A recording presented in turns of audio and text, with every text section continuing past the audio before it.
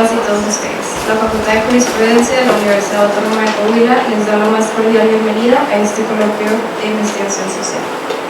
Agradecemos la presencia de las autoridades que nos acompañan el día de hoy, el doctor Luis Castro, coordinador de la Maestría de Investigación Social, el doctor Juan Carlos Centeno Maldonado, el doctor José Luis Real.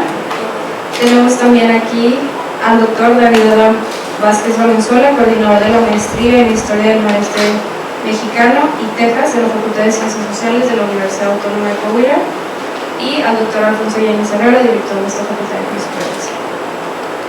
Cedo la voz al doctor Alfonso Yáñez Herrera, que nos dirija su mensaje de hoy.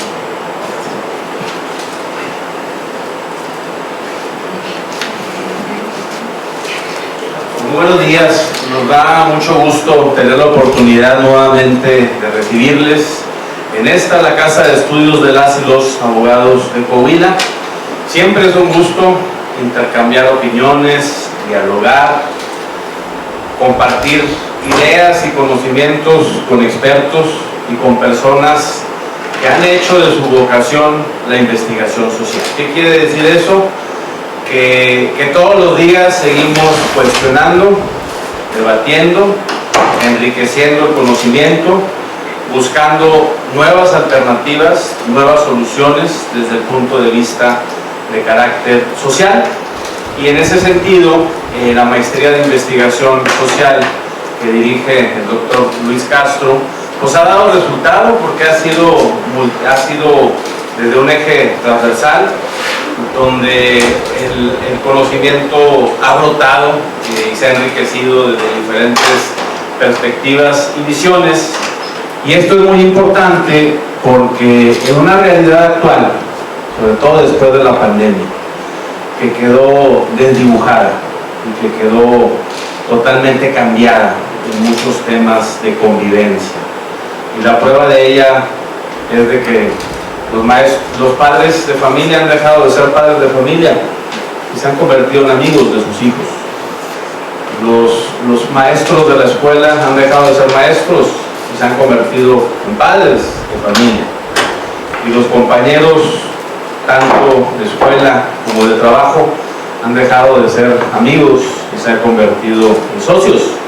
Y todo esto va dentro de una inercia que merece una óptica y una visión de investigación, porque evidentemente que no es lo mismo el siglo XXI que la Edad Media o que el derecho romano.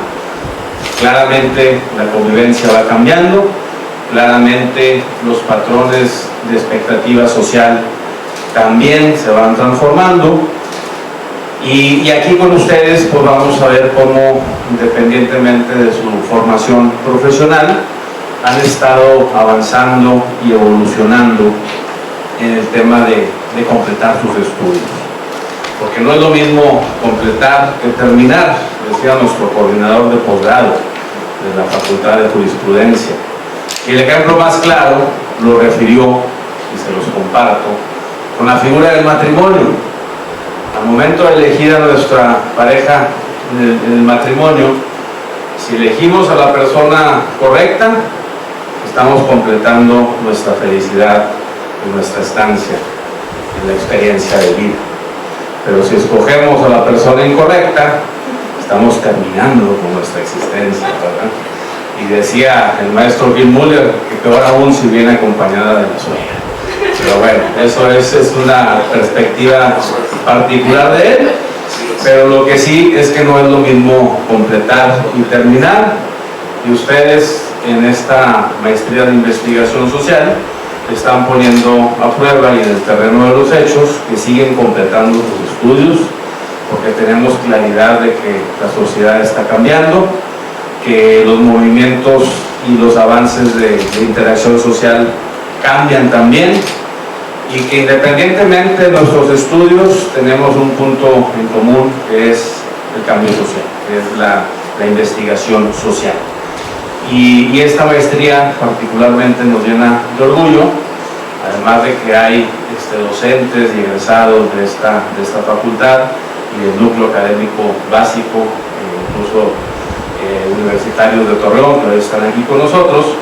nos permite poner a prueba y afirmar con fuerza que mientras haya este tipo de ejercicios académicos, la universidad está viva y que la universidad está cumpliendo con su función de pensar, de cuestionar y de transformar la realidad social. Yo finalizo siempre con una estrofa de nuestro himno de la Facultad de Jurisprudencia que dice que con fuerza, honor, ideales, orgullo y pluralidad proclamamos la consigna: si hay derecho, hay sociedad, y auguro que este ejercicio académico sea un debate donde enriquezcan sus propias ideas, sus conocimientos, y que evidentemente antes y después del coloquio salgamos nutridos para bien de esta actividad de debate. Muchas felicidades, nuevamente bienvenidas y bienvenidos a la Facultad de Jurisprudencia y mucho éxito en los trabajos de este ejercicio académico.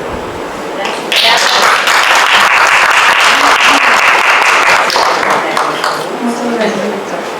Cedo el uso de la voz al doctor Luis Castro a fin de que nos dirija su mensaje y nos presente el comentario.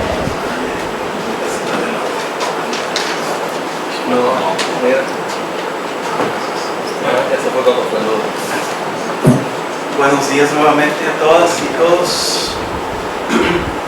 Les doy la más cordial de la bienvenida a nuestro coloquio.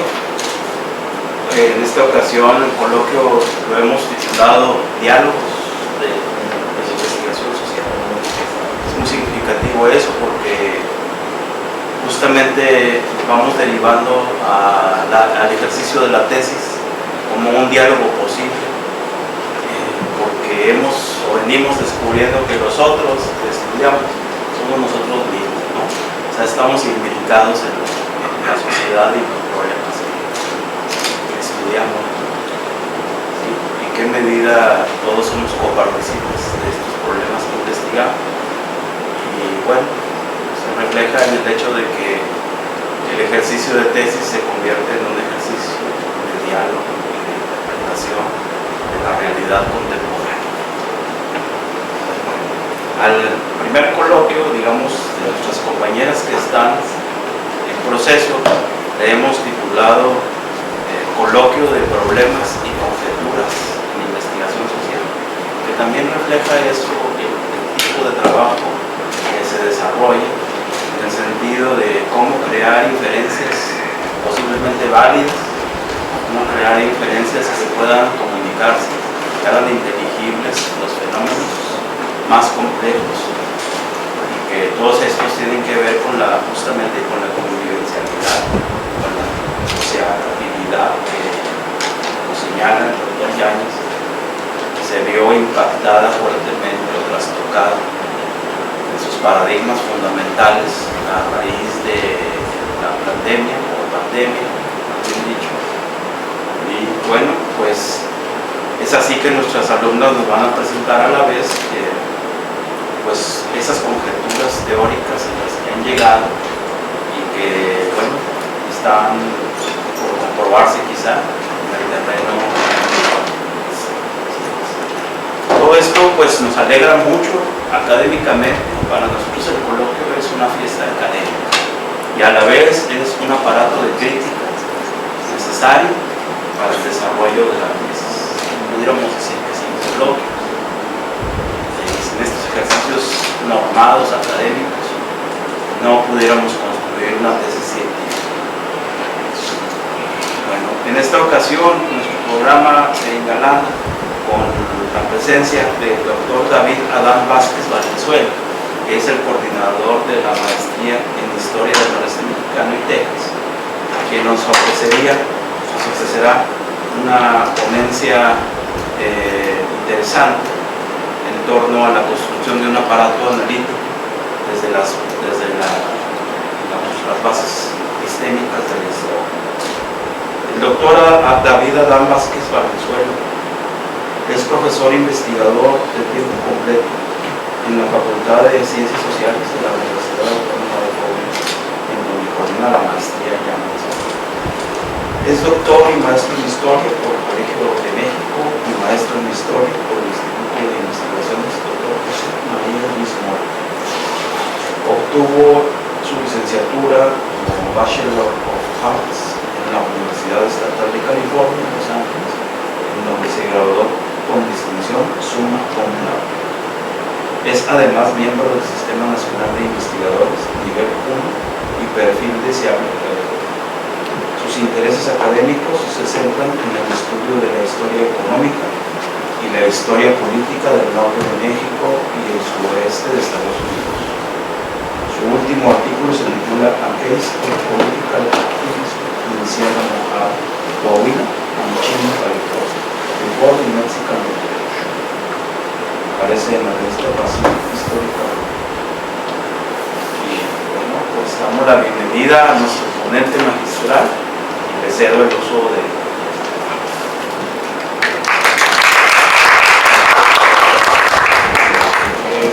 Muchas gracias a la Maestría en Investigación Social por la invitación.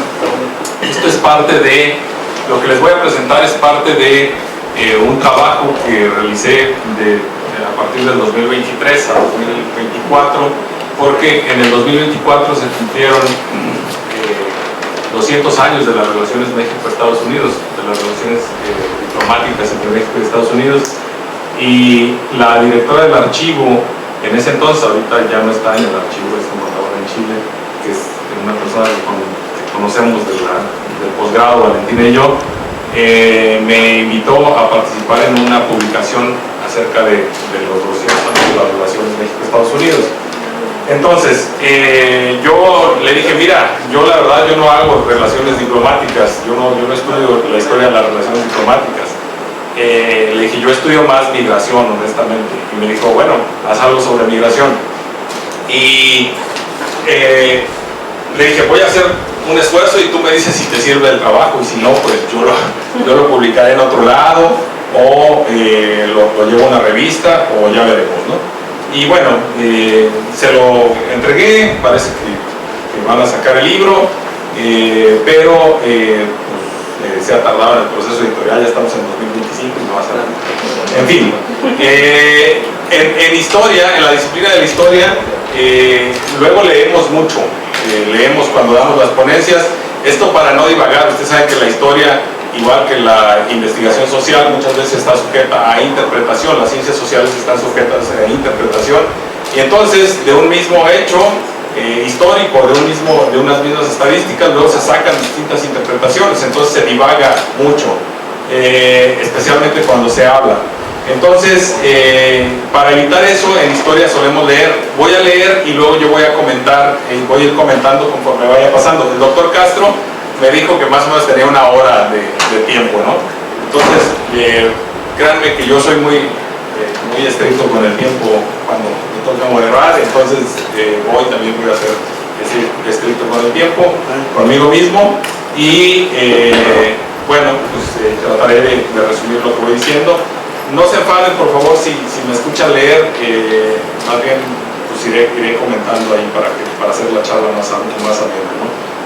Bueno, pues agradezco la invitación del doctor Luis Everardo Castro Solís a hablar con ustedes en este coloquio de la Maestría en Investigación Social, un programa con el que tenemos cercanía en la Maestría en Historia del Noreste Mexicano y Texas. Recientemente nos hemos acercado bastante gracias a la gestión del doctor Castro, como la gestión del doctor Centeno, ¿no? Y la gestión de la doctora Gaby de la Peña, que estaba anteriormente en la Facultad de Psicología, ¿no? Como ustedes saben, pues yo coordino la maestría en Historia del Noreste Mexicano y Texas, y poco a poco pues hemos ido formando lazos de colaboración y redes académicas. Se me pidió hablar en este foro, y la verdad es que pareciera difícil hablar desde la historia, pues la disciplina en la que un servidor se formó, sobre los acontecimientos actuales. La verdad es que lo es, sí es difícil, pero también hay que considerar que los historiadores viven en el presente y reflexionan acerca del pasado para tener mayores elementos sobre cómo concebir, moverse y tomar decisiones en el mundo actual. Así que por eso me atreví a venir aquí. El trabajo que les voy a presentar se titula La localización de la población de origen mexicano en Estados Unidos como beta analítica, 1850-1940. Y es un trabajo que se presenta en aras de contribuir a la reflexión sobre algunas de las características que ha tenido la población mexicana radicada en los Estados Unidos. Espero que la metodología un poquito, al menos les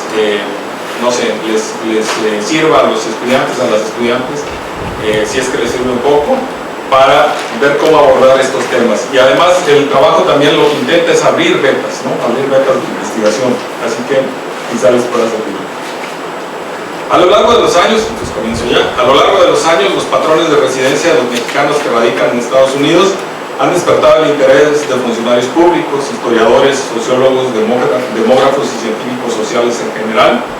Desde la década de 1920, cuando autores como Manuel Gamio y Paul Taylor analizaron las características de la población mexicana radicada en Estados Unidos, ha llamado la atención tanto el tamaño de las comunidades en las que radican sus integrantes como su ubicación geográfica y las peculiaridades económicas y sociales y culturales que en ellas se generan. La fundación de colonias agrícolas, la formación de localidades relacionadas con actividades como la minería y el tendido de vías férreas, así como el surgimiento de barrios en las zonas urbanas han sido estudiadas a detalle. Cada uno de estos puntos ha suscitado también una discusión historiográfica. A mediados de la década de 1990, Gilberto González y Raúl Fernández, que son académicos de origen, uno de origen mexicano y otro de origen cubano, que radican en California, llamaron a concentrarse en estudiar las zonas rurales de Estados Unidos para comprender mejor la experiencia que había tenido la población de origen mexicano en aquel país. Según argumentaron en ese momento, el análisis de este sector demográfico debía hacerse a partir de las localidades situadas en el campo, es decir, la migración de mexicanos hacia Estados Unidos primero va hacia el campo. Pues en ellas, en estas localidades, había residido más del 50% de los nacidos en México hasta por lo menos 1920.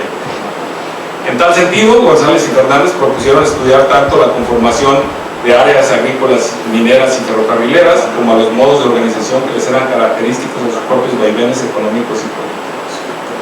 Esas fluctuaciones revelaban condicionantes que habían sido cruciales para un enorme número de mexicanos: el alza y caída de los precios de los bienes agrícolas, el cambio repentino en el valor de productos minerales y metales preciosos, o bien la manera en la que se estructuraban y organizaban actividades relacionadas con el tendido de vías férreas, explicaban factores cruciales que habían contribuido a las variables migratorias. En otras palabras, primero hay que estudiar a los mercados del trabajo, a las zonas a donde se llega a residir, y eso nos va a explicar mucho en cuanto al tipo de comunidades que se generan.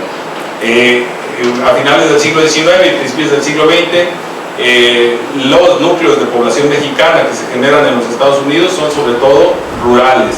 Eso es lo que argumenta González y Fernández.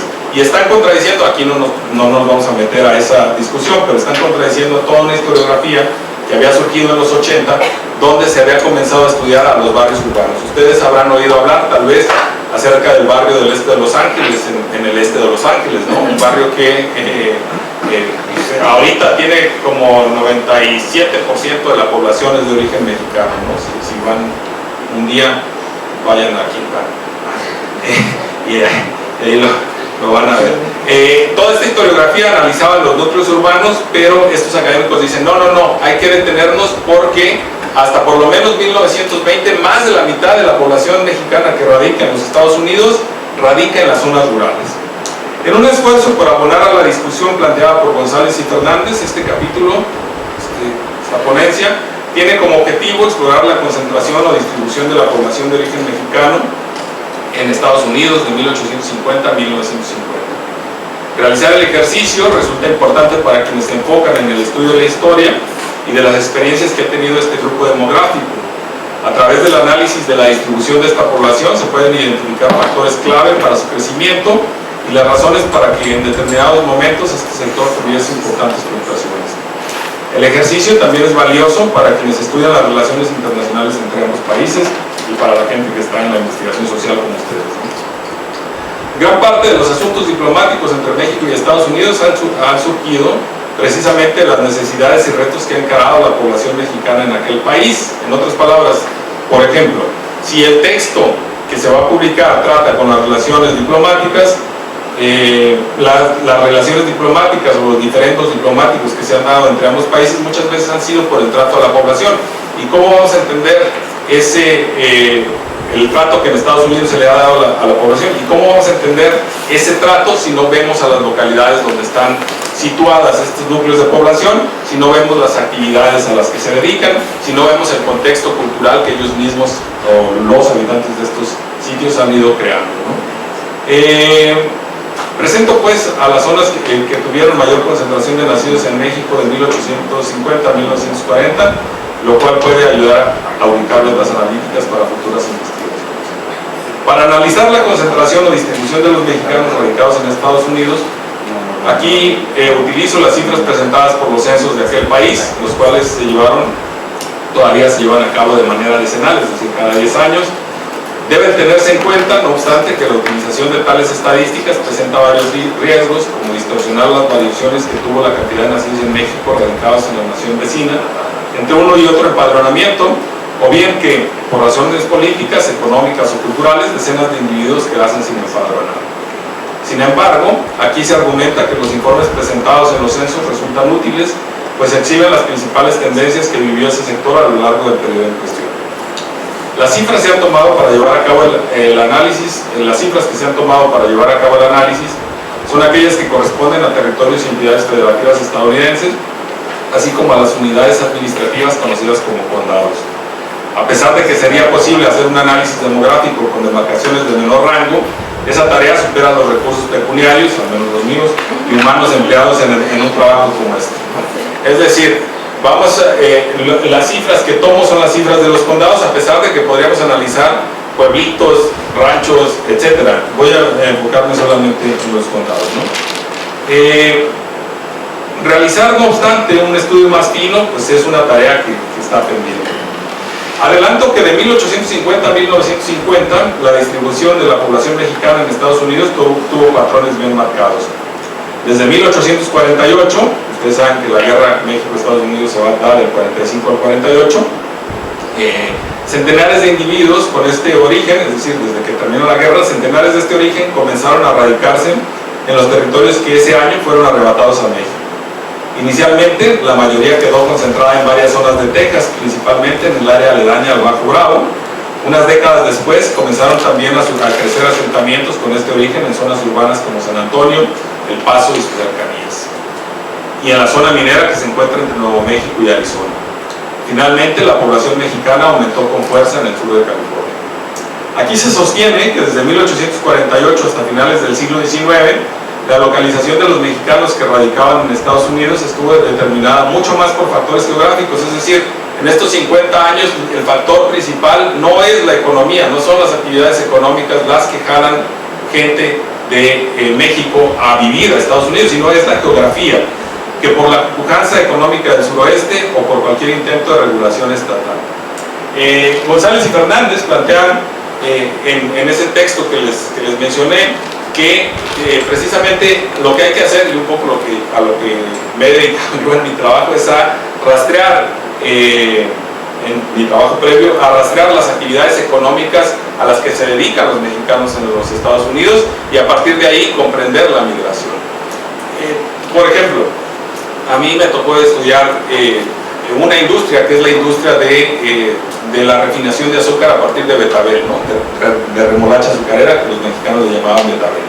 Ustedes saben que el azúcar se saca de la caña de azúcar, pero en los países septentrionales pues son muy fríos, ¿no? Son muy fríos. El doctor Centeno sabe que en los países septentrionales no se puede cultivar caña de azúcar, ¿no? Ni de chiste, él es más o menos del trópico, ¿no? Cubana. Y bueno, en Cuba seguramente es el mayor productor de azúcar, ¿no? Hasta la actualidad. Pero en los países septentrionales no se puede cultivar caña de azúcar. ¿Y qué hicieron los países septentrionales? Fue tratar de extraer azúcar a partir de los productos que pudieran cultivar, ¿no? Y uno de esos pues fue el betabel. Entonces, en Estados Unidos se adopta el betabel por una política bien marcada del Departamento de Agricultura de los Estados Unidos, que se funda en 1861, ¿no? Y se comienza a promover la siembra de este cultivo. Se adopta este cultivo, los agricultores adoptan este cultivo, que además está siendo monopolizado por una gran corporación, ¿no? Es muy interesante. Y luego la propia corporación que monopoliza el mercado del azúcar le dice a los agricultores: tú necesitas mano de obra, te la vamos a traer. Y mandan gente a la frontera y mandan gente a México para que vaya a trabajar en los campos de betabel. Esto es a finales del siglo XIX, principios del siglo XX, ¿no? Entonces, las actividades económicas, dicen González y Fernández, más o menos a partir de 1880, van a determinar la localización de los mexicanos donde se asientan en los Estados Unidos. Aquí yo argumento que esto es verdad, pero es un poquito más tardío, y hasta antes de la vuelta del siglo XX, es la geografía lo que determina la localización. Aun y cuando existieron concentraciones importantes de mexicanos en sitios alejados de la zona fronteriza, esto también es importante, y esto a ustedes que les gusta la investigación social les va a llamar mucho la atención. Estas localizaciones resultaron más de motivaciones coyunturales como la fiebre de oro que cualquier causa que generase tendencias demográficas en periodos extendidos. La fiebre de oro es, como dicen en inglés, un outlier, ¿no? Es algo que es muy especial, muy coyuntural, de la década de 1850, y llega a concentrar, California llega a concentrar en el censo de 1850, ahorita lo vamos a ver, una enorme cantidad de mexicanos. No nada más de mexicanos, de gente de angloamericanos. California para 1850, de tener unos cuantos miles de habitantes, llega a tener más o menos 96,000 habitantes, lo cual es muy alto, ¿no? Es muy alto para 1850. Ahora, de esos 96,000, y esto es lo que les va a llamar la atención, más o menos 93,000, 92,500 son hombres. 92,500 son hombres en California, 1850, y solo hay como 4,000 mujeres, ¿sí? Bueno, se sostiene además que a partir de 1900 la localización de la población de origen mexicano tuvo como factor principal a las actividades económicas, pero que no por ello se dio una mayor distribución de la población. Al contrario, fue precisamente a partir de la entrada del siglo XX que este sector comenzó a concentrarse con mayor fuerza en las zonas del suroeste. Lo anterior resulta importante, pues contextualiza las experiencias cotidianas de miles de migrantes, así como a las dificultades que encontraban en determinadas coyunturas, como la Primera Guerra Mundial, la Revolución Mexicana o la Gran Depresión. Bueno, vamos a lograr. Desde los años que siguieron a la guerra entre México y Estados Unidos, la enorme mayoría de individuos nacidos en México que residen en la Unión Americana ha estado asentada en el suroeste. A pesar de que con el correr de los años han variado las razones para que exista esta tendencia, la concentración de este sector en las entidades aledañas a la frontera entre ambos países es innegable. En efecto, cuando se tomó el primer registro censal posterior a la guerra del 45-48, los territorios y estados que habían pertenecido a México eran los que albergaban una mayor cantidad de connacionales. De los poco más de 3,200, esa cantidad de mexicanos se registra en el censo de 1850 que viven en Estados Unidos, 13,200 individuos, más o menos. Con este origen quedaron registrados en el censo estadounidense del 1850. Cerca del 92% fueron empadronados en Estados Unidos, en Texas y California. Y en lo que entonces era el territorio de Nuevo México, el cual en ese entonces comprendía también el actual estado de Arizona. En todo ese territorio había 13,200 mexicanos, gentes nacidos en México. 100 años más tarde la distribución había variado poco. De casi 450,000 personas que declararon haber nacido en México en el censo de 1950, cerca del 87% se hallaba concentrada en las mismas entidades. En 1850, no obstante, existían principalmente dos razones que determinaban los patrones de asentamientos. Una era la relación histórica, geográfica y demográfica que tenían los habitantes del Bajo Bravo con el noreste mexicano, la cual continuaría pesando hasta ya entrada el siglo XX, la cual continuaría hasta ya entrada el siglo XX. En efecto, en esa área se localizaría durante varias décadas una de las concentraciones de mexicanos más importantes de aquel país. De hecho, la ribera norte del Bravo fue uno de los principales centros de población con este origen hasta por lo menos 1930. La otra causa que determinó los patrones de asentamiento de los mexicanos en 1850 fue más bien coyuntural y fue la fiebre del oro, ¿no? Entonces, la mayor parte de la cantidad de los mexicanos, la mayor proporción de mexicanos va a estar concentrada en esta área, cosa que a ustedes les incumbe mucho, porque nosotros radicamos aquí en el noreste, ¿no? Y va a estar concentrada en esta área por mucho tiempo. Ahora, en 1850 les decía que es es muy especial porque está la fiebre del oro y acá reside también una cantidad importante de mexicanos, ¿no? Efectivamente, en los años inmediatos a la guerra entre México y Estados Unidos, California era el estado de la Unión que, según los censos, albergaba la mayor cantidad de mexicanos. De hecho, en 1850 es California donde está la mayor cantidad de mexicanos y no Texas. En ese año quedaron empadronados 6.454 individuos bajo esta categoría en California, mientras que en Texas quedó en un segundo lugar con 4.459. Del total de mexicanos que residían en California, más o menos 4.400 o 68% de esa cantidad de mexicanos que residen en California reside en los condados de Calaveras y Tulum, que están en la Sierra Nevada, es decir, andaban de gambusinos, andaban tratando de encontrar pepitas de oro, ¿no? Y de esos 4.400 hay alrededor de 2.200 o 300, perdón, 2.200, 200 o 300 mujeres nada más, 4.200 hombres y como 300 mujeres.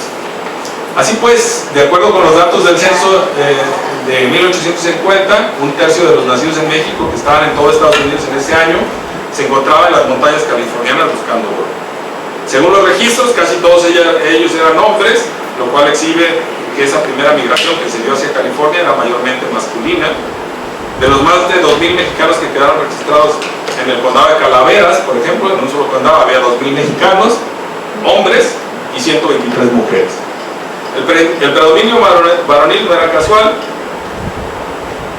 pues ya les decía yo que en California se registran 92.000 residentes en California, en todo el estado, incluyendo anglos, etc. Y de esos 6.000 son mujeres. La otra zona que concentraba una proporción de la población nacida en México en el 50 era la ribera tejana del Bajo Bravo, a pesar de que, de acuerdo con David Montejano, la clase política de esa área estaba integrada en su mayoría por funcionarios blancos, una enorme proporción de quienes ahí residían habían nacido al sur de México. Ahora, hay condados, aquí va a haber unos condados, aquí está el condado de Cameron, ¿no? Aquí está el condado de Cameron, que alberga Bronzeville, está Zapata, Webb, son condados que están pegados a la frontera, y esos condados todavía en 1900 tienen más o menos el 90, hay unos que tienen el 95, otros el 90% de población nacida en México, ¿sí? O sea, Zapata, Cameron, Starr, Webb y Maverick, no, Maverick alberga a Eagle Pass, Webb alberga Laredo, están compuestos mayormente por población mexicana. Ahora, ¿eso qué les diría a ustedes como investigadores e investigadoras sociales? Bueno, por ejemplo, Valentina estudia a un mexicoamericano que anda ahí, con el cual tienen dificultad el Estado. Eso les interesa también aquí en jurisprudencia. Tienen dificultad para juzgar a este mexicoamericano, porque anda cruzando el Bravo constantemente. Y los Estados Unidos no tienen autoridad en estos condados. Tienen que enviar a un juez, que es el representante de la ley, y tienen que enviarlo, le delegan la autoridad, va a la frontera, tienen que armar un jurado, porque en los Estados Unidos los juicios son por jurado, y tienen que apresar a este mexicano, y no pueden, ¿no? Porque la población es toda mexicana. No tienen policías, no tienen cómo armar un jurado, no tienen todo el aparato estatal que se requiere para enforzar la ley. Entonces lo que termina haciendo el Estado es, corrígeme si estoy mal, es llevarse el juicio a Corpus Christi o a una zona esta donde hay mayor población anglo, ¿no? Bueno, de hecho desde muy temprano la zona concentró una de las mayores poblaciones de origen mexicano en Estados Unidos.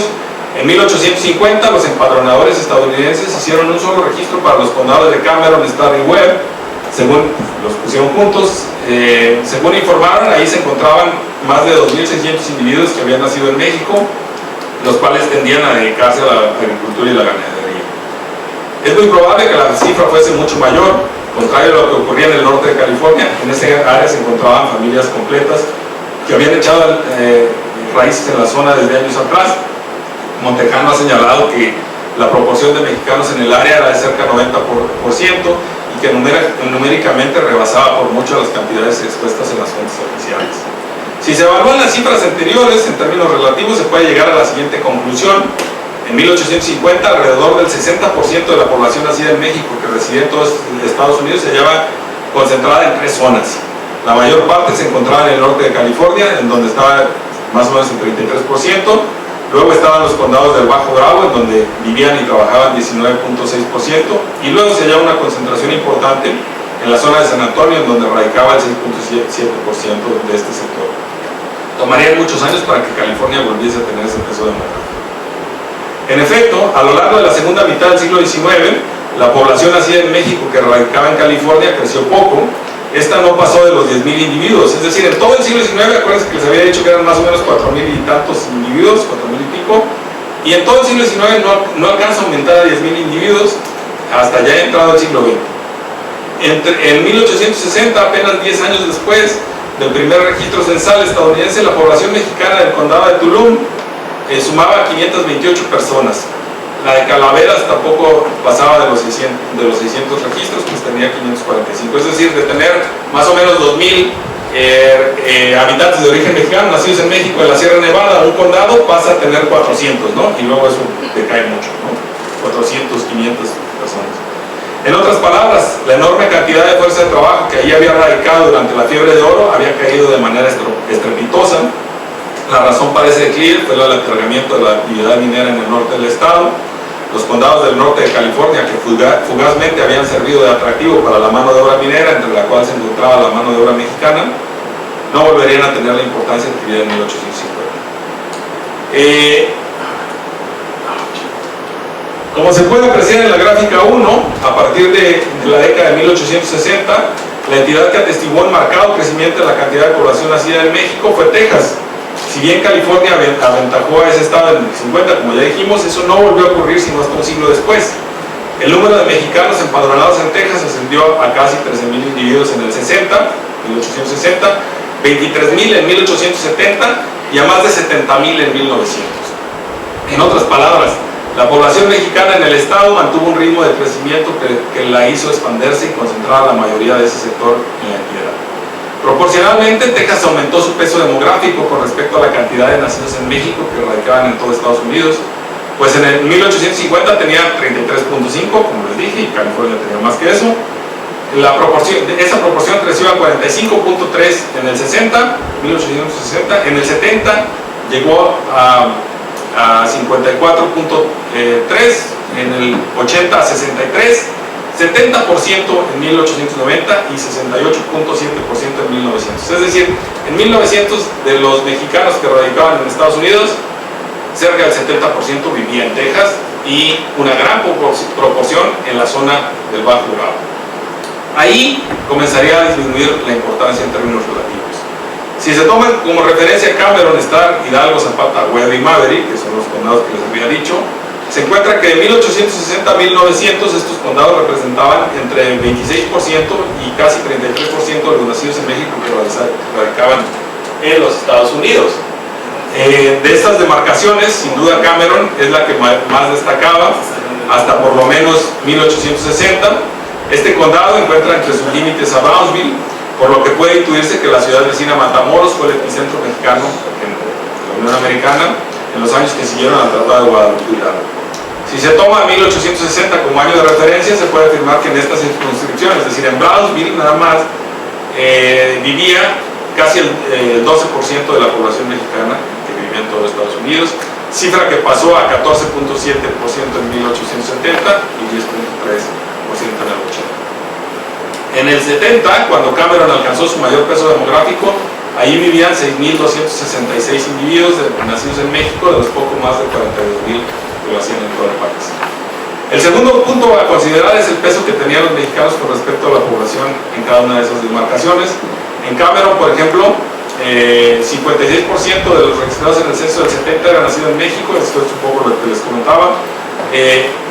En Hidalgo la proporción alcanzaba 67%, en Maverick el 57%, en Starr el 68%, en Zapata el 78% y en Webb el 73%. No eran los únicos que en esa cantidad, que en esa década tenían una proporción importante de migrantes llegados desde el sur de la frontera. Duval, que también está al sur de Texas, pero no está inmediato a la línea fronteriza, contaba con 58.9% de nacidos en México, Ensenada 53%, Nueces 31%, Presidio, etc. Bueno, aquí pueden ver la cantidad de nacidos en México y la cantidad en estos condados y la cantidad total de mexicanos que radican en los Estados Unidos. Y aquí pueden ver el peso que tiene, demográfico que tiene esta población y cómo eso va a comenzar a decaer a partir de la vuelta de siglo, ¿no? Llega a haber una proporción, 30% de los mexicanos llega a estar radicada en estos condados nada más del sur de Texas, ¿no? De todo Estados Unidos abarca el 30% y luego eso comienza a caer. Si se cuenta el paso, pues va a aumentar la cantidad, la proporción, perdón. Como bien apuntaron González y Fernández, uno de los cambios demográficos más importantes para la comunidad de origen mexicano en Estados Unidos ocurrió en la década de 1880. A partir de entonces, varias líneas de ferrocarril comenzaron a conectar el centro de México con la frontera norte, lo que dinamizó el movimiento migratorio que ya comenzaba a darse. La población mexicana residente en Estados Unidos, que en el 70 alcanzaba 42,000 individuos, llegó a más de 68,000 10 años después, a casi 74,000 en 1890 y a más de 103,000 en 1900. En este último año la proporción que residía en Texas alcanzó 71,000 individuos, es decir, el 68 punto y tantos del total, en tanto que California tenía 8,086 individuos, es decir, casi el 8%. Mientras que que vivía en Arizona, registró 14,172 o el 13%, y la de Nuevo México el 6,5%. Para la vuelta de siglo, no obstante, hubo un cambio tanto en términos absolutos como en relativos. Webb, el condado que alberga la ciudad de Laredo, desplazó a Cameron como la demarcación con más nacidos en México. Este sector se contabilizó en 10,755 personas. En otras palabras, ya no va a ser Cameron o Brownsville, donde está la mayor cantidad de nacidos, el condado donde está la mayor cantidad de nacidos en México, sino es Webb, es decir, Laredo. Por Laredo pasa el ferrocarril, comienza a conectar en México con Estados Unidos. Si a esta proporción se le suma la cantidad de mexicanos registrados en El Paso, si a esta proporción se le suma la cantidad registrada en los condados del Bajo Bravo, el condado de Béjar, que alberga San Antonio, y el del Paso, se puede encontrar que solo en estas tres áreas residía el 36% de esta población. La concentración se hace aún más evidente si se juntan los 10 condados con mayor población nacida en México. Es decir, acuérdense que González y Fernández dicen, la población está dispersa en las zonas rurales. Bueno, sí está dispersa, pero no está tan dispersa. Está en varios condados nada más, ¿no? Está dispersa, pero no está tan dispersa. Sí está en las zonas rurales, pero no está tan dispersa. Al realizar este ejercicio se hace constar que aún en 1900 esas 10 demarcaciones, solo en 10 condados se concentraba el 45,7% de este sector. Y luego se observa algo no menor. Para el censo de 1900 los patrones de residencia de los mexicanos han comenzado a cambiar, pues ya las inversiones de capital están llegando al suroeste estadounidense, a sectores como la agricultura comercial, el algodón mucho en Nuevo México, Arizona, la minería y el tendido de vías férreas. Pima y Graham en Arizona y Grant en Nuevo México son condados. Bueno, van a ser condados que están por acá, aquí en esta zona, van a terminar siendo zonas mineras y van a jalar una proporción grande. Aquí lo ven, Graham, Grant, Pima, son zonas mineras y la población se comienza a ir hacia las zonas mineras. Graham y Grant son quizás las demarcaciones más representativas de los cambios demográficos que se vivían en la época. Para la vuelta de siglo, cientos de trabajadores mexicanos habían comenzado a migrar hacia el distrito minero de Clinton Morenci, el cual en ese entonces se encontraba circunscrito al primero de los condados antes mencionados. Ahí decenas de jóvenes se empleaban en la explotación minera, porque ustedes les interesan, porque ustedes son investigadores sociales e investigadoras sociales, como carpinteros, o bien desempeñaban actividades comerciales o de servicios en el distrito. Hay registros, si uno se mete a los censos, ¿no?, que muestran que los mexicanos se desempeñaban como dueños de cantinas, sastres, herreros e incluso hay registros de prostitutas. Algunos viajaban hacia la zona con sus familias, pues existen registros de varios residentes que radicaban en el pueblo junto con sus esposas, hijos e hijas. Otro tanto ocurría en Grant, en Nuevo México. En este sitio también había distritos mineros de importancia como Bayal y Silver City, en donde se extraía cuarzo. La vuelta del siglo representa también el comienzo de la urbanización de los trabajadores de origen mexicano. Si bien en 1900 los condados fronterizos del Bajo Bravo todavía ocupaban primacía en cuanto a la cantidad de residentes de este tipo, estas zonas, estas demarcaciones comenzaron a pasar al segundo plano en la década siguiente, es decir, esta zona comienza a perder peso poblacional, porque la zona del sur de Texas, ¿no? Se comienza a ir la gente, sobre todo a la zona de San Antonio, a Laredo y a Los Ángeles, es lo que va a ocurrir, ¿no? Para 1910 El Paso, Béjar y Los Ángeles tomaron los primeros lugares en el empadronamiento de nacidos en México en términos absolutos a nivel nacional. Para ese momento los tres condados tenían ya al menos una zona urbana de importancia, así como áreas suburbanas que habían comenzado a demandar mano de obra. El Paso constituyó un caso especial. No solamente era el condado que más mexicanos registraba en términos absolutos, sino también era el único fronterizo de los tres. A la ciudad que da el nombre al condado llegaban miles de mexicanos que luego se encaminaban al interior de Estados Unidos. En solo el mes de agosto de 1907, por ejemplo, Víctor Clark, este es un análisis que hace un funcionario del gobierno de Estados Unidos, contabilizó la entrada de 5.802 mexicanos a través del Paso y según estimó la cifra ascendió a cerca de 26.000 de enero a septiembre. Esto es 1907, 26.000 mexicanos entran por el Paso a trabajar de enero a septiembre. Gran parte de estos trabajadores eran contratados por enganchadores, por agencias laborales para emplearse en la industria agrícola, en el tendido de vías férreas y en la minería. Efectivamente, al comenzar el siglo XX, el llamado enganche, ir y reclutar gente a las zonas del interior de México para ir a trabajar a Estados Unidos, fue tan común que llegó a llamar la atención de las autoridades mexicanas.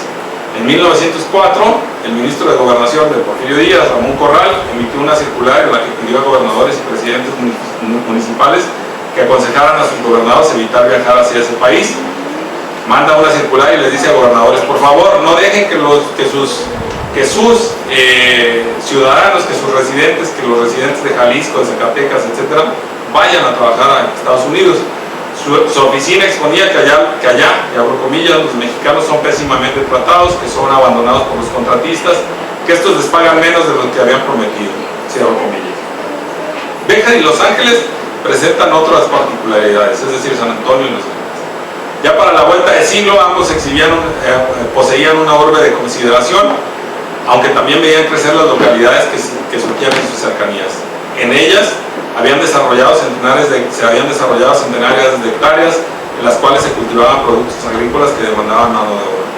Gran parte de estas tierras se trabajaban directamente por sus dueños, aunque también decenas se arrendaban y aún subarrendaban a aquellos individuos interesados en incursionar en la producción de agronomía. Eso es otro cantar, eso también se puede estudiar socialmente, podríamos hablar de eso más, pero no lo vamos a hacer. No era raro que los grandes corporativos dedicados a la producción agrícola impactasen la demografía e incluso la propia vida de las localidades que se formaban en las cercanías de Los Ángeles y San Antonio. La asociación que aglutinaba a los productores de cítricos en California, por ejemplo, solía demandar que en California se comiencen a producir naranjas desde finales del siglo XIX. Las naranjas también crecen en los climas más meridionales y bueno, no crecen en sitios como Nueva York, etcétera, son climas muy fríos. Esta asociación solía demandar mano de obra para el cultivo y la pizca de cientos de hectáreas en las cuales se cultivaba naranja, limón y otros productos afines. Así, la zona suburbana de Los Ángeles atestiguó el crecimiento de decenas de localidades con campamentos de trabajo y colonias que luego se van a convertir en barrios mexicanos. En estas colonias, la vida giraba en torno a la obtención de estos frutos, de estos bienes. La industria, los cítricos, empleaba, por ejemplo, 2.300 mexicanos en 1915 y alrededor de 7.000 en 1920. Con el paso del tiempo, la cantidad no haría otra cosa sino crecer. Para 1940, el cultivo y la cosecha de los cítricos tenía contratados alrededor de 22.000 mexicanos en el 40, sobre todo en los condados de Los Ángeles, Orange, San Bernardino y Riverside. Algo similar ocurría en la zona suburbana de San Antonio. En 1910, los condados de Cowell y Guadalupe, al norte de esta última ciudad, en esos condados los mexicanos sumaban cerca de 7,000 individuos de una población de poco más de 49,000. De 49,000 habitantes de esa zona, 7,000 eran mexicanos. En otras palabras, representaban cerca del 14% de la población local. Ahí radicaban decenas con sus familias y se empleaban en la construcción de ferrocarriles, en la cosecha y cultivo de algodón, la industria agrícola y pecuaria. Ya nada más les voy a comentar un poco y luego, si quieren, leo las conclusiones. Entonces, esto les había dicho, es más o menos 1900. Bueno, aquí, por ejemplo, pueden ver la cantidad de población nacida en México y cómo reside en los estados fronterizos y cómo predomina Texas. Ustedes pueden ver, ¿se acuerdan de esta gráfica que les puse, no? Esto es Texas. Texas es la línea punteada, por supuesto predomina hasta 1900, la mayor parte de los mexicanos radica en la zona aledaña al Bajo Bravo. Acá, esa gráfica anterior quedaría hasta más o menos esta parte, aquí se ve el predominio de Texas, y luego a partir de 1900 comienza a crecer la cantidad de mexicanos que se va a vivir a los Estados Unidos, y comienza a crecer en todos lados, pero más en Texas y en California, que es la línea más sólida. Ahora, eso pues va a cambiar. Bueno, esta es la cantidad de mexicanos nacidos en la zona de San Antonio y esta en Los Ángeles, pero eso cambia porque esto es otra cosa, esto es la misma, aquí lo pueden ver, esto es Texas y California, ¿no? Y habían visto que la gráfica anterior era más o menos hasta aquí. Sí. Bueno, California sobrepasa a Texas. Ya de 1950 al 2000, California se lleva a Texas de calle y la mayor cantidad de mexicanos va a radicar en ese estado y especialmente en la zona de Los Ángeles. ¿Sí? Entonces, bueno, traigo más gráficas para comentar si les interesan, ahorita las platicamos. Dejen voy cerrando porque ya se me llama. Para 1910 hubo un cambio importante, un cambio fuerte en la migración, pues la cantidad de mexicanos que residían en Estados Unidos se duplicó. En 1910 el censo había empadronado a 221,000 mexicanos y en 10 años más tarde esa cifra alcanza 486,000. Texas continuaba en el 20 teniendo primacía entre las entidades en términos absolutos. Ahí quedaron registrados 251,000 mexicanos, mientras que en California la cifra aumentó de 33,000 en 1910 a 88,000 en el 20. Vean que la cantidad es menor en California, pero el ritmo de crecimiento de la población en California ya está aumentando de manera muy fuerte, o mucho más fuerte que en Texas. El ritmo de crecimiento ya es mayor en California que en Texas, del 10 al 20. La zona del Bajo Bravo, por otro lado, pues había perdido preponderancia. Recuérdense que Cameron, Hidalgo, Starr, Maverick, Zapata y Webb tenían un peso significativo todavía en 1900, cuando ahí se concentraba el 25% de la población de origen mexicano. En el 10, esta proporción bajó hasta representar el 14,26%, cifra que disminuyó aún más en el 20, cuando alcanzó el 9,6% del total de mexicanos radicados en Estados Unidos. Es muy probable que la hostilidad hacia los mexicanos en la zona fronteriza provocada por la violencia que se dio en el área de Cameron, Starr y Hidalgo entre 1915 y 2016, cuestión que vemos a detalle en los cursos de la maestría en Historia del Nordeste Mexicano y Texas, hiciera que una buena cantidad se marchara del área. Más tarde vendría una transformación aún más fuerte con la Gran Depresión, cuando casi la mitad de la población de origen mexicano retornó a México. Para ir concluyendo, ya nada más voy a hacer algunas reflexiones. Al evaluar la concentración o distribución de la población mexicana en Estados Unidos, es necesario considerar tanto la evidencia empírica como la histórica. Coyunturas como la fiebre de oro, el desarrollo del suroeste estadounidense y aún la Primera Guerra Mundial no solo permiten contextualizar el auge migratorio que en distintos momentos se dio desde el sur de la frontera, sino también ayudan a identificar actividades que sirvieron como atractivo para una enorme cantidad de fuerza de trabajo. Otro tanto ocurre al considerar los cambios legales, como la excepción a las leyes migratorias que se dio en 1917, de la cual no hablé, pero si quieren metiendo a fase de comentarios, que en determinados momentos permitió la entrada a Estados Unidos de miles de mexicanos o bien el surgimiento de la patrulla fronteriza en la década de 1920 y la campaña antimigrante que se dio en el sur de Texas entre el 29 y el 31, cuando miles de mexicanos fueron deportados o prefirieron dejar la zona. Y ya no se diga la gran repatriación de la década de 1930, la cual socavó a la población mexicana en términos numéricos. Estas coyunturas generaron historias propias y en no pocas ocasiones marcaron la relación entre ambos países. De la localización y relocalización de la población mexicana en Estados Unidos aún queda mucho por hacer. La forma en la que se desarrollaron las actividades que demandaron mano de obra a lo largo del suroeste, a lo largo y ancho del suroeste, los intereses económicos y políticos que muchas veces estuvieron detrás de las mismas y los cortes. Por ejemplo, en esto de los intereses económicos sí quiero hacer énfasis porque les hablaba del monopolio en la industria azucarera, en el azúcar en los Estados Unidos. Bueno, ese monopolio influye mucho para llevar esos intereses. Esos empresarios presionan, por ejemplo, al Congreso para que se permita la entrada de mexicanos. Igual el lobby agrícola de los cítricos, el lobby del algodón, etcétera, tienen mucho que ver con los orígenes de la migración. Y las propias condiciones laborales que estas generaron constituyen vetas de investigación que deben analizarse con detenimiento. Del mismo modo, las quejas que surgieron en los sitios de trabajo en donde se empleaban cientos de mexicanos, muchas de ellas se encuentran en la prensa o en el archivo histórico de la Secretaría de Relaciones Exteriores, pueden ayudar a explicar gran parte de las razones por las cuales algunas industrias resultaban más atractivas que otras para quienes marchaban a trabajar hacia los centros laborales que se formaban en el sureste.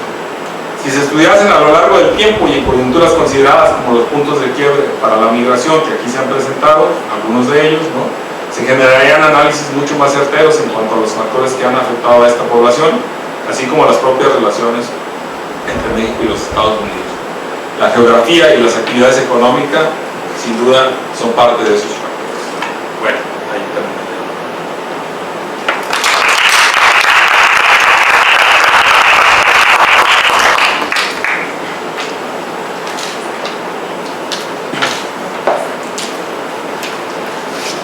Bueno, pues invitamos ahora al público a formular, si tuviera alguna pregunta para el doctor Adá. David Adá. Sí, la doctora. La Comisión Binacional, porque es tu tema, ¿no? México-Estados Unidos se arma y que en los años 70 o 80 de este siglo, que fueron a hacer el primer censo grande con Estados Unidos. ¿Cuál comisión binacional, perdón? Una que fue del Colegio de México. Te lo digo porque el doctor... Así como las propias relaciones entre México y los Estados Unidos. La geografía y las actividades económicas, sin duda, son parte de esos factores. Bueno, ahí termino.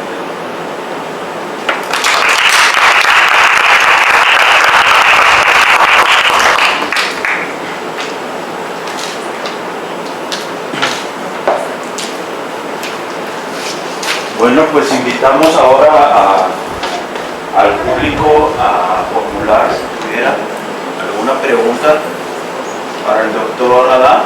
David Adá. Sí, la doctora. La Comisión Binacional, porque es tu tema, ¿no? México-Estados Unidos se arma y que en los años 70 o 80 de este siglo, que fueron a hacer el primer censo grande con Estados Unidos. ¿Cuál comisión binacional, perdón? Una que fue del Colegio de México. Te lo digo porque el doctor Gustavo Verduzco fue mi maestro, y él con el doctorado. Y entiendo que ellos son, y me comentaba en esa oportunidad, nos comentaba, que traía mejores criterios el INEGI que la forma de medir que tenía Estados Unidos en cuanto a demografía. Y que más bien los profesores del INEGI y los del Colegio de México tuvieron que entrenar a los gringos para que pudieran hacer el levantamiento de esa información, ¿no? No sé. Sí, debió de ser en el 70, cuando se forma el Centro Demográfico de Estudios Urbanos Demográficos y Ambientales en el colegio. Pero la verdad no estoy seguro, si les soy sincero. Y entiendo que a partir de ahí es que se formaliza de una manera mucho más articulada la medición de los movimientos migratorios mexicanos hacia los Estados Unidos. Bueno, eso es interesante, fíjese lo que pregunta. Yo creo que, mire, esta población se ha estudiado desde los 20, pero muy poco, en los 20, en los 30, en los 40, cuando está el programa Bracero, 40 y 50. Pero sobre todo comienza a ver y comienza a estar en la agenda pública la migración, sobre todo en los Estados Unidos a partir de los 70, porque en los 70, digo, aquí no traigo la gráfica del total, pero si ustedes ven ahí nada más en Texas y California, los 70 sube un montón la cantidad de mexicanos que se va a los Estados Unidos y luego en los 80 sube más.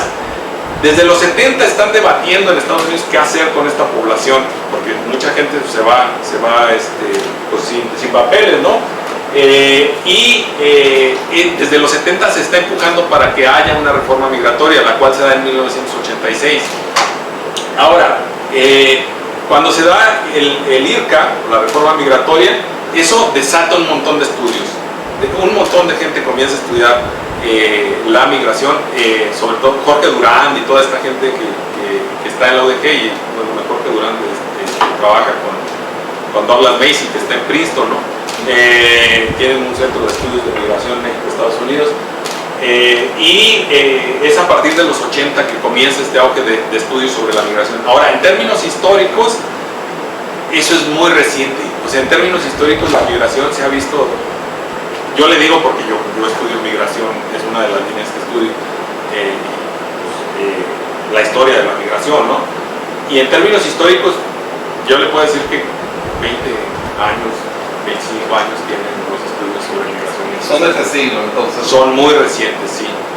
Y el impacto de la tesis del doctor Valenzuela, ¿cuánto impacto tuvo? Bueno, el fundador al final del Colegio de la Frontera Norte, ¿no? Porque a partir de la tesis que le dan el premio nacional. De José Manuel Valenzuela Arce, ¿no? Ajá. Sí, pues mucho. También él está desde los 70 y 80 estudiando, igual Jorge Bustamante, ¿no? Sí. Ellos son parte de esta gente que comienza en los 80 a estudiar la migración de manera muy fuerte. Es muy impactante, a ver, a lo mejor los que están aquí no dimensionamos esto tanto, porque ya lo vemos como normal, pero en los 80, si ustedes se meten a los periódicos, por ejemplo, a las bases de datos de los periódicos como el Los Angeles Times, que no está abierto, pero sí hay manera de meterse a ver la hemerografía. En los 80 hay miles de personas, a veces en Tijuana cada tarde, viendo hacia el otro lado, esperando a que se mueva la patrulla de la migra para cruzar. O sea, pero miles.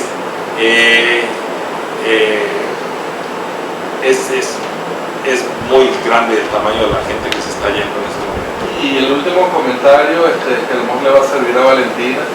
En meses pasados, el novio estaba en Houston, mi hermano vive en Houston, y conocí un profesor de Rice University, y él está trasteando la vida de una mujer saltillense que se dedicó a la prostitución a comienzos de los 1900, si mal no recuerdo, y monta el primer congal en Houston.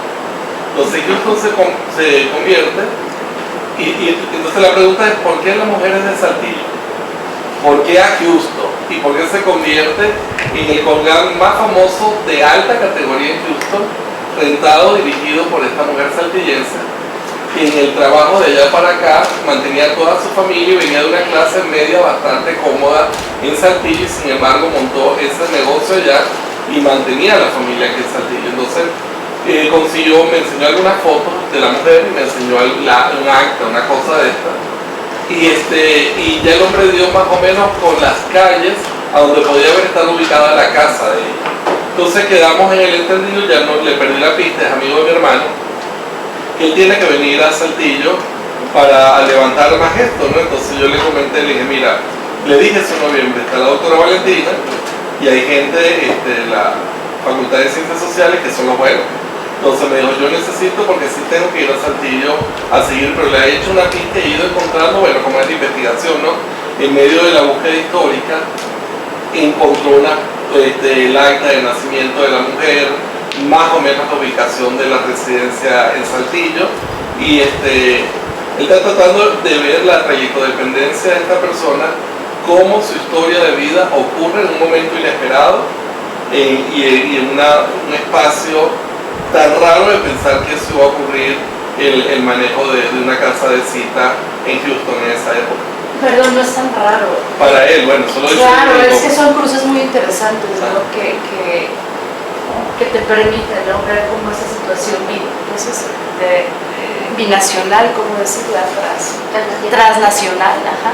Son sujetos que si te das espacio para hacer estas historias, ¿no?, que son más particulares, ¿no?, que sí son muy de la historia, ¿no?, que sí se trabaja mucho con metodologías de la historia, te dan cruces muy interesantes, ¿no?, que no se me hace tan, ¿verdad?, tan extraño, porque justo hay se está avanzando con unas investigaciones sobre prostitución en Saltillo de finales del 19, principios del 20, y lo que hace algunas estudiantes es eso, ¿no?, ver cómo estos núcleos de centros, ¿no?, donde se empieza a realizar la prostitución, avanzan, ¿no?, son como exitosos y van avanzando, tienen como una trayectoria hacia la frontera. Entonces eso se rastrea mucho. Estaría encantada desde el archivo municipal que se hacen esos puentes, tal vez. Él comentaba que es el único caso que él encuentra registrado en Houston como tal. Y normalmente la prostitución era un negocio de negras, ¿no? Entiendo, en ese momento. Es de todo el... Entonces no sabía por qué es latina. Entonces... Ahí, por ejemplo, perdón, nada más les iba a mostrar, creo que aquí traía, la migración es mayormente masculina y eso tiene que ver con el mercado. Sí, yo iba a preguntar que si todos esos datos vienen manejados por género, porque pues valdría la pena revisar de todas las profesiones que nos mencionó, qué porcentaje de hombres, porque luego te empiezas a preguntar, bueno, ¿y por qué? Sí. O sea, ¿por qué la prostitución, por ejemplo, en esa profesión tan específica viene manejada por género y por qué viene así? Sí, es que las industrias demandan mayormente mano de obra masculina. Entonces, por ejemplo, en el caso de los chinos, están más, miren, aquí está, ¿no? Esos chinos son kinky. Estos son japoneses, estos son mexicanos, ¿no? Los mexicanos, más o menos en 1900 son 57,000 hombres y 45,000 mujeres. En el 10 son 136,000 hombres, 85,000 mujeres. En todo Estados Unidos, es lo que está registrado. Ahora, los chinos, en 1900 son 79,184 chinos y 2,350 mujeres chinas. Y es que es un punto, ¿no?, también la motivación de migrar, el por qué migran. Sí. Sí, y se meten, ahora lo que yo hice en el trabajo de tesis doctoral fue rastrear una actividad económica, ver el mercado, ver los intereses que hay, incluso el mercado azucarero en Cuba y la guerra de independencia cubana, que va de 1895 a 1898. Por ejemplo, Antonio Maceo destruye los campos de caña como estrategia de guerra, y eso hace que la demanda de azúcar sea otra en Estados Unidos, y entonces los empresarios del azúcar dicen, nosotros necesitamos azúcar. Entonces comienzan a ir a Hawái, comienzan a ir allá, etcétera, pero también comienzan a decir, nosotros tenemos que producir azúcar aquí y no crece la caña de azúcar aquí. Entonces adoptan el metal y dicen, la misma empresa que está en Nueva York cotizando en la bolsa, que nada más se dedican a ver los índices de cotizaciones en la bolsa, etcétera, dicen, es que usted necesita mano de obra. Les dice a los agricultores y les dice, vayan a México. Y hay registros, en el archivo de la Secretaría de Relaciones Exteriores hay registros donde dicen, pues es que hay una gente que viene del Paso y trae volantes y los está distribuyendo en Irapuato, en Uruapan, etcétera, y está llevándose hombres a trabajar en el campo. Michoacán, Guanajuato y Jalisco es la zona clásica, ¿no? Entonces se van hombres al principio. Ahora, pues está súper tendencioso lo de género, ¿no? O sea, la mayor parte son hombres. De hecho, la fiebre del oro, pues ya ven que les dije, más o menos 92,000 hombres en California y 4,000 mujeres. O sea, es todo un... Tengo una pregunta. Sí. Perdón, estoy dando una espalda. Y es que a lo mejor es una pregunta ingenua. Bueno, entiendo que el tema de desarrollo de prostíbulos y todo eso va muy ligado al desarrollo de vías de comunicación. De hecho, acá por Saltillo teníamos el corredor erótico, cuando se hizo ahí el tema de Flores Tapia reformuló ahí la ciudad y se hicieron un chorro de prostíbulos a un lado del Paseo de la Reforma y todo eso, y se fue haciendo así, ¿verdad?, a lo largo de vías de comunicación. Me imagino que con el tema de la fiebre del oro y la cuestión de la introducción del ferrocarril, ¿verdad?, hubo ahí impactos demográficos quizá interesantes o notables, no sé. Quería preguntarle yo específicamente, porque yo hubiera esperado un impacto, por ejemplo, en el periodo que fue la guerra civil, ¿verdad?, Sí. norteamericana, digamos, termina como en 1868, por ahí, 65, se va de 61 a 65. luego viene la guerra con España, ¿no? Ahí hubo un impacto en la cuestión demográfica o eso no sirve como analizador. No, claro que sí. Sí, claro. No, por supuesto, es lo que le digo, las actividades económicas, yo pienso que son como el fundamento del análisis posterior que se hace tanto en la historia como en el análisis social. Entonces, por ejemplo, el ferrocarril transcontinental que lo proyecta Lincoln en 1861 y se termina en 1869 porque en medio está la guerra civil y además a Lincoln lo matan, ¿no?, demanda un montón de mano de obra asiática, entonces traen un montón de chinos. Eso es un impacto demográfico fuerte. El ferrocarril, a ver, esto que me pregunto también es muy interesante. El ferrocarril que se construye de Corpus Christi a Laredo,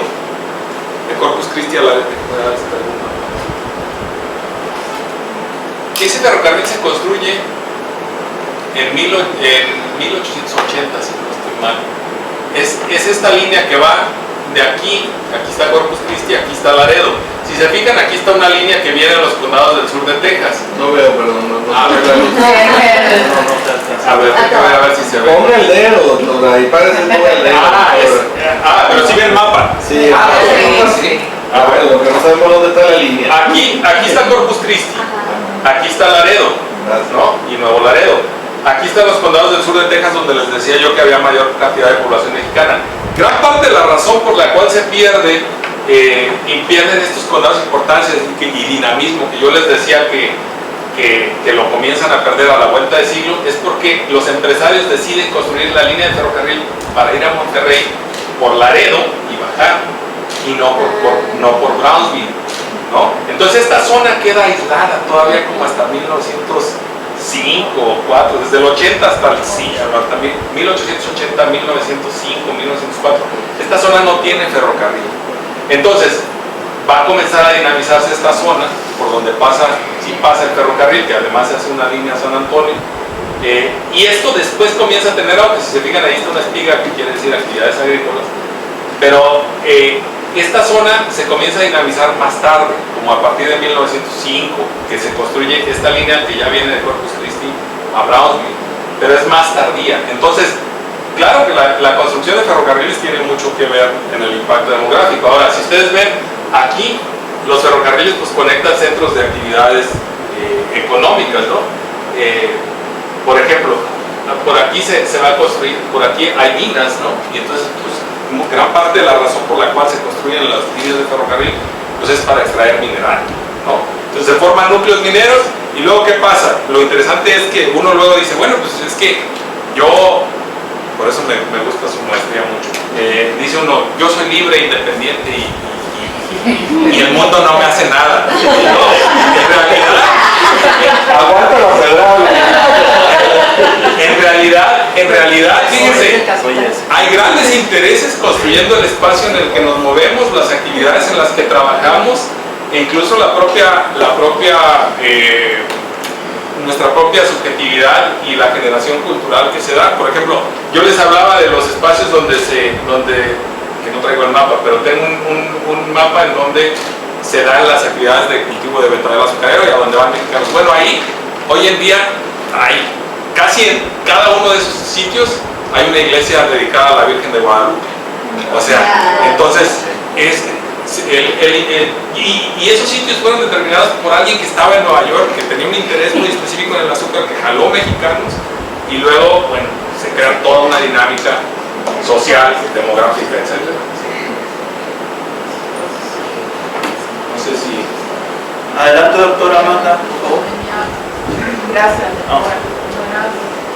Pues ya, todavía. Buenos días. Doctor, en este escenario que está limitado en el tiempo, como usted lo ha señalado, la actividad del gas o de los hidrocarburos me parece que también tuvo un impacto precisamente pues, en el arribo de ingenieros, de mano de obra calificada, etcétera, a Estados Unidos. Más o menos, ¿en qué época lo podría ubicar? ¿Es después de los 70s? Es como 1890 que se descubre el petróleo. Sobre todo, ustedes, bueno, tenemos un seminario que se llama Retos Históricos y Actuales del Norte. Lo de mercadeo, ¿no? Y en una de esas ponencias que están en YouTube, presentó un colega que es de la UNAM y él rastrea, por ejemplo, los hidrocarburos, cómo están en el subsuelo, y rastrea los llamados plays, ¿no? Que son vetas de hidrocarburos que van más o menos, él rastrea algunos aquí y van, y es la misma veta que acaba, por ejemplo, en Tampico, ¿no? Esto se descubre, se comienza a trabajar más o menos en 1890, y luego aquí en la zona de Odessa, Midland, Texas, también va a comenzar a extraerse petróleo. Y lo que usted dice es muy cierto, tanto para la industria del petróleo como para la industria del azúcar, de la cual conozco más. Porque, por ejemplo, para las fábricas, todos los ingenieros, todo el equipo legal, los contadores, etcétera, los traen muchas veces de Europa, y la mano de obra es mexicana. Ahora, las propias empresas dicen, la mano de obra, ustedes mexicanos van a residir en esta zona, y les construyen sus casitas, ¿no? Y sus escuelas, su iglesia y todo. Ustedes, ingenieros, etcétera, ustedes les construyen estas casas. Entonces, la propia industria va generando segmentación racial y segregación racial, ¿sí? Y eso está en los registros, nada más que hay que buscar. Pero sí, en el petróleo se da más o menos esa dinámica. Más o menos lo que trabajó o lo que trabaja Cerruti con el algodón, sí, y el desarrollo que se da acá. En el caso de Monterrey, los empresarios, por ejemplo, cuando se acabó el gas o cuando necesitaban o necesitamos la energía eléctrica, pues lo mismo, ¿no? Siempre fue mandar los empresarios a Texas a hacer la infraestructura, entonces creo que la actividad empresarial, como lo dijo hace rato, es detonante y al mismo tiempo explica muy bien los contextos, ¿no? De la población, de la educación, de las universidades. No es extraño que Austin sea el centro histórico, ¿no? Sí, o esas mismas empresas que luego quieren evadir impuestos fundan sus propias universidades, como la Universidad de Stanford, ¿no? La Universidad la Universidad de Stanford, Vanderbilt, un montón, ¿no? Cornell, todas estas, luego quieren, pues sí, fundan su fundación, lo deducen de impuestos. La universidad, importante ahorita que habla de hidrocarburos, Edward O'Higgins, que es de Los Ángeles, y descubrieron petróleo ahí al oeste de Los Ángeles, donde está un museo de paleontología ahorita. Él invierte en Tampico, en la Huasteca.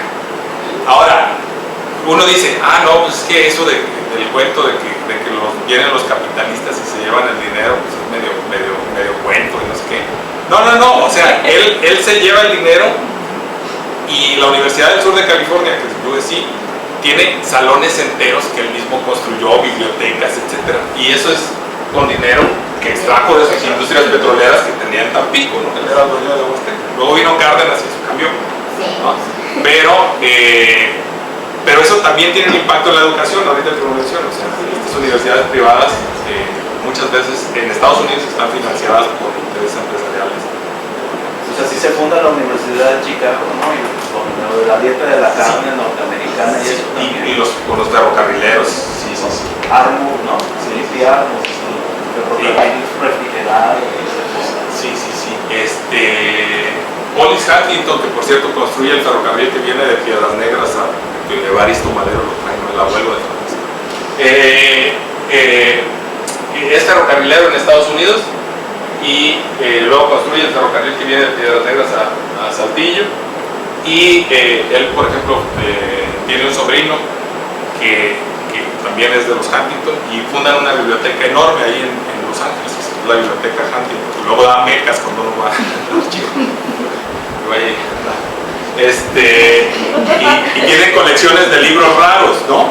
O sea, estos ricos dicen, pues yo aquí en Los Ángeles es un desierto, ¿no? Más o menos como Torreón.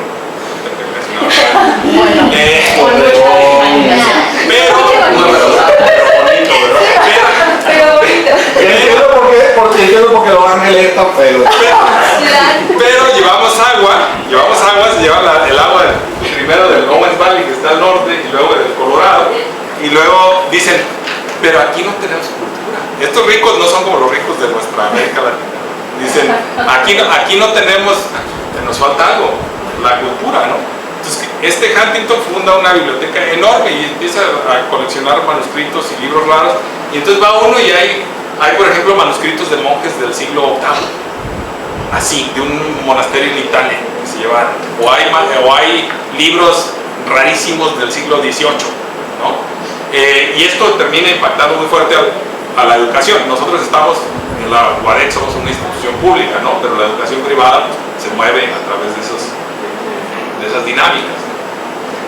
Doctor, ya para finalizar, entonces sería correcto decir, o a lo mejor es mucha caricaturización, sigue el dinero es como un método de historia, ¿no?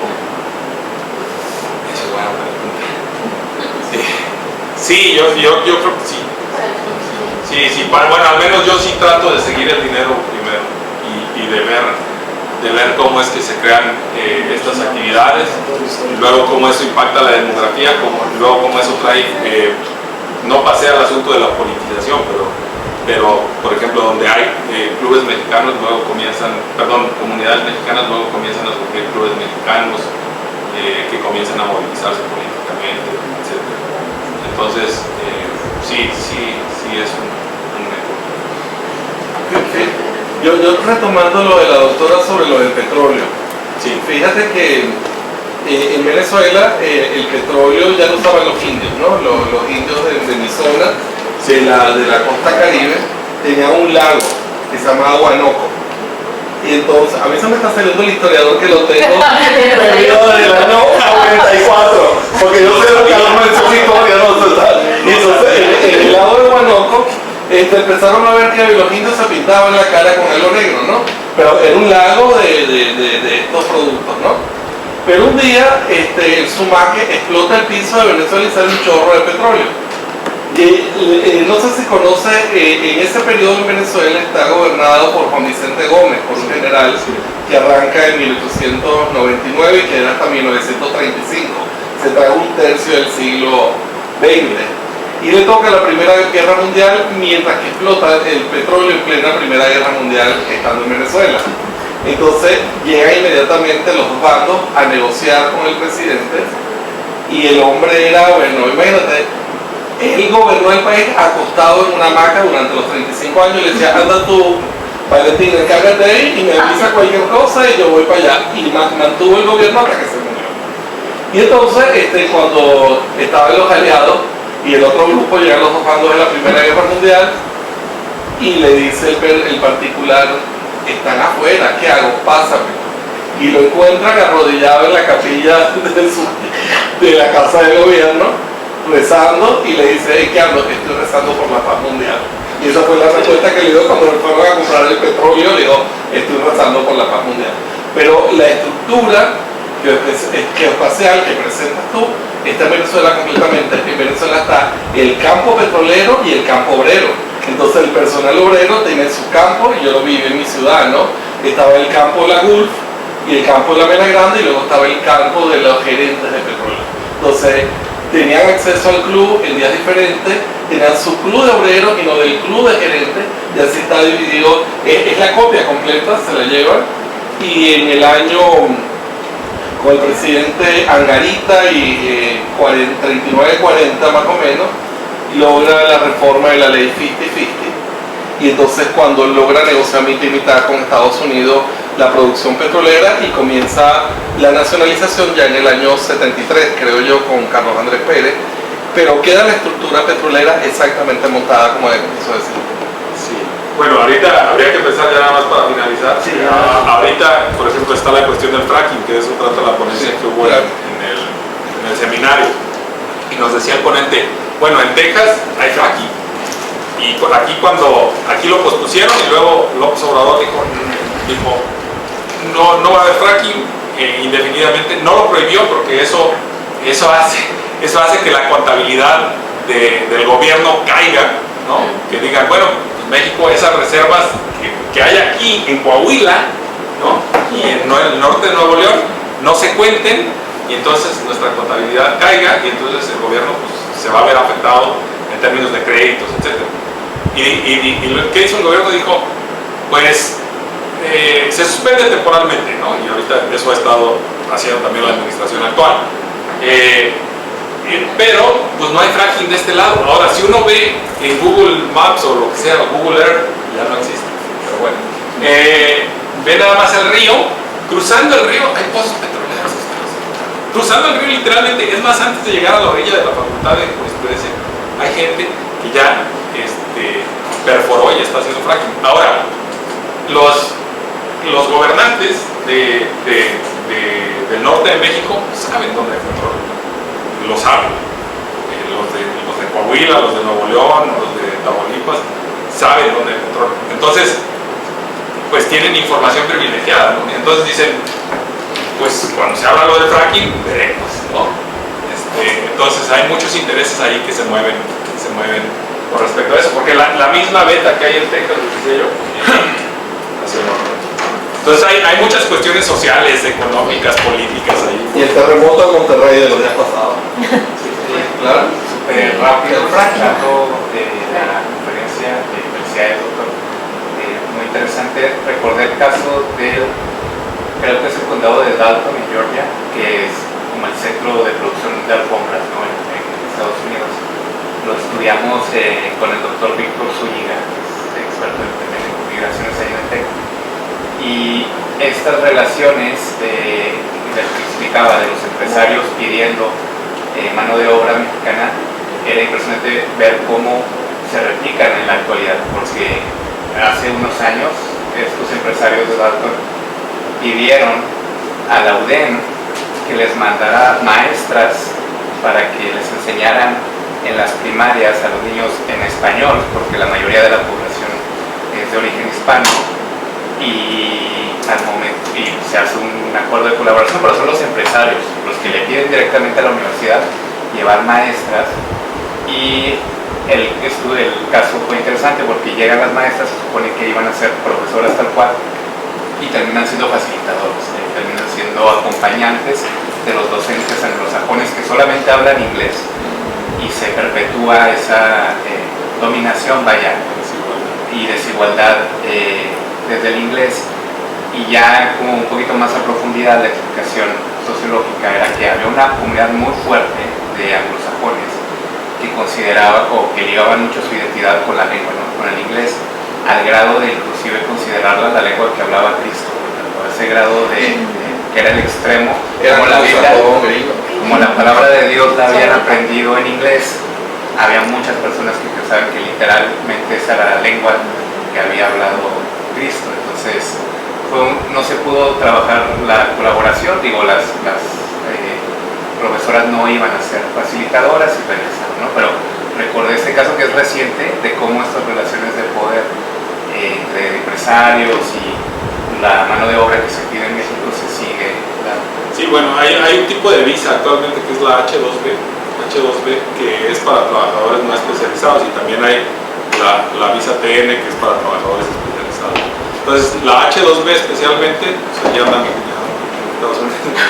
Hay empresas que piden mano de obra, meten una solicitud al Departamento de Estado y les dicen, te libero 50 visas.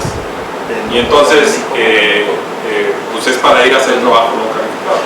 Entonces, la gente va a Hermosillo, a Sonora, ¿no?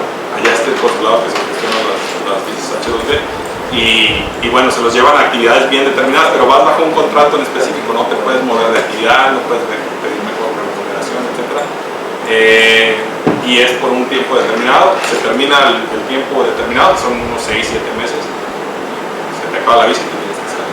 Entonces esto sigue, ¿no? Esto sigue, se cambia, se moderniza, pero sigue. Las visas TN son para los trabajadores calificados por TLC, ¿no? Profesores, etc. Pues muchas gracias por todas sus preguntas. Agradezco muy sentidamente la generosidad del doctor David Adán por ofrecernos esta magnífica conferencia. Aquí pudiéramos estar 2 horas mañana hablando de cosas, o vamos a inscribirnos allá a la maestría. al revés. Yo creo que la colaboración que hemos estado forjando es muy valiosa y la verdad nosotros aprendemos mucho de ustedes. Creo que aquí podemos aperturar esos lazos de colaboración entre nuestros programas. Una optativa en metodología histórica, ¿no? Sí, por supuesto. Hay muchos puntos de confluencia. Y bueno, doctor, me resta, ¿verdad?, entregarte, bueno, virtualmente, un diploma, una constancia, ¿verdad?, que me permito leer. Facultad de Psicología y la Maestría en Investigación Social otorgan la presente constancia virtualmente. Sí. Al doctor David Adán Vázquez Valenzuela por haber impartido la conferencia magistral La localización de la población de origen mexicano en Estados Unidos como beta analítica 1850-1904 en el 8º coloquio de investigación social organizado por la Maestría en Investigación Social. Firman ahí el doctor José González, director de la Facultad de Psicología, la doctora Bárbara Pérez de Los Ángeles Pérez Pedraza, coordinadora de investigación y postgrado también en la facultad. Sí. Mira, doctor, ya está en tu mailbox.